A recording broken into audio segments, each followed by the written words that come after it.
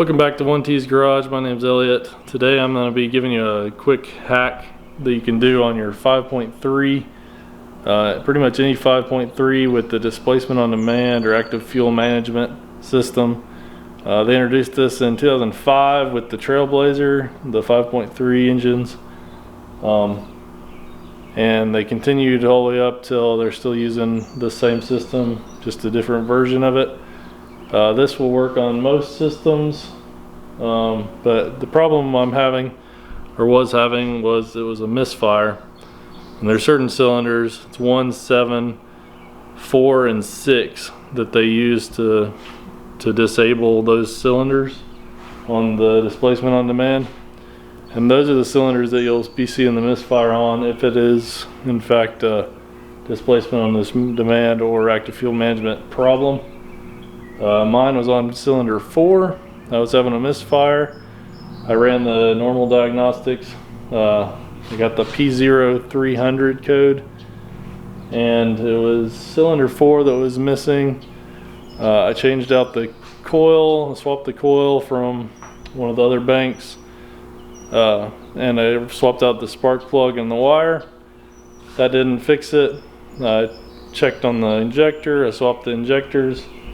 It didn't move when I swapped those, so that told me there was no problem with the injector or the spark plug or the coil wire. So after that, it's got to be either a compression issue or something else going on. And what happens on these displacement on demand lifters, they have collapsible lifters, and there's oil pressure that the computer sends to those lifters to collapse them to stop those cylinders from the valves from opening. In this case, when active fuel management kicks in, it collapses the lifter and the lifter gets stuck. So when I go back to accelerating and it goes back to V8 mode, I have a collapsed lifter, and on cylinder 4 that lifter was collapsed and wasn't opening back up.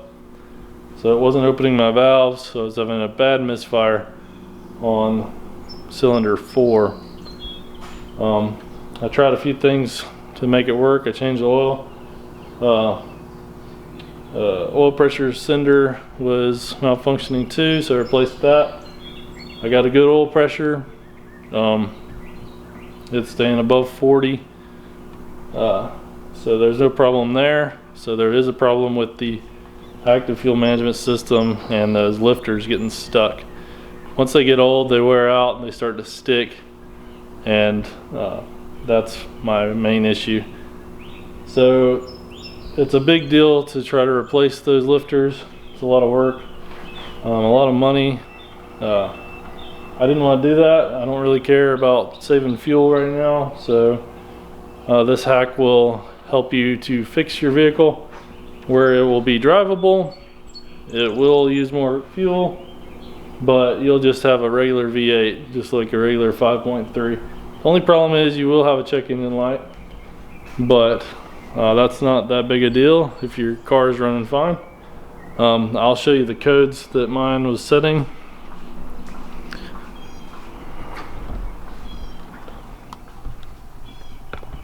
So I was getting the P0300 engine misfire detected, and those other codes are for the fix that I did for it.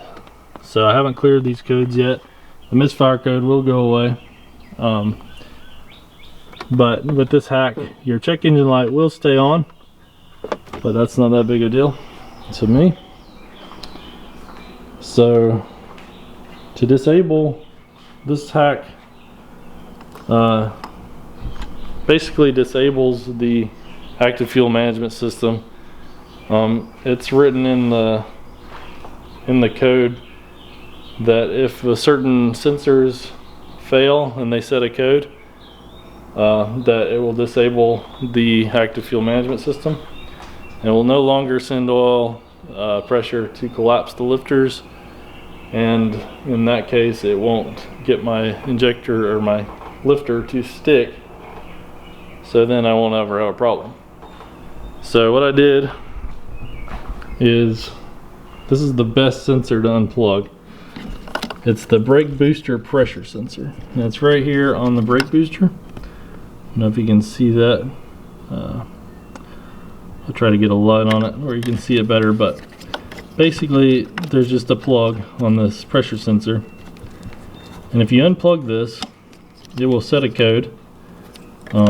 This code that I have in here, I believe it is P0557, P0556, brake booster pressure sensor performance. That basically is saying that this is unplugged. So really all this brake booster pressure sensor does is monitor your pressure in your brake booster, and if you have a leak in your brake booster, it'll help diagnose that. It'll tell you there's something wrong. Really, you're gonna know if there's a problem. You'll feel problem with your brakes, sponginess, or lack of brake pedal pressure. Your brake pedal will be a lot stiffer if your booster goes out. So it's not really a problem. Most cars don't even have this. It's the newer versions that have this to diagnose your brake booster. So you don't really need that sensor. So I unplugged it, and that unplugging that sensor will disable the active fuel management system, the DoD, Displacement on Demand, as it was formerly called. So if you unplug it, it'll disable it.